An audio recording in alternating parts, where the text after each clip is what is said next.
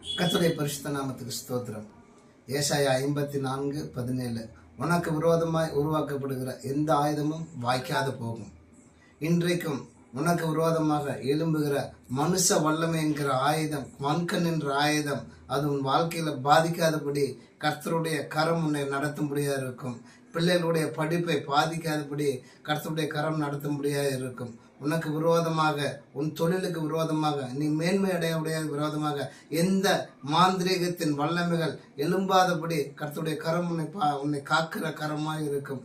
இன்றைக்கும் உன் வாழ்க்கையில தரித்திரத்தை கொண்டு வருகிற எந்த ஆயுதமும் வாய்க்காதபடி கர்த்தருடைய சக்தியின் நிழலில் நீங்கள் மறைக்கக்கூடியதாக இருப்பீர்கள். ஹல்லேலூயா.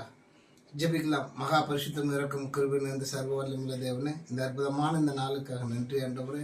உமக்கு விரோதமாக உருவாக்கூடிய எந்த ஆயுதம் வாய்க்காதபடி போகும் என்ற இந்த வாக்குத்தத்த பிரகாரம் இதை கேட்டுக்கொண்டிருக்கிற ஒவ்வொரு குடும்பத்திலும் எந்த மனுஷ வல்லமையின் ஆயுதமும், வன்கண்ணின் ஆயுதமும், பொறாமையின் ஆயுதமும், வஞ்சகத்தின் ஆயுதமும் பாதிக்காதபடி உங்களுடைய ஷட்டில்களில் நீங்கள் மறைத்து நடத்துங்க. இயேசுவின் நாமத்தினால் ஜெபங்கள் ஜீவனும் நல்ல பிதாவே, ஆமென்.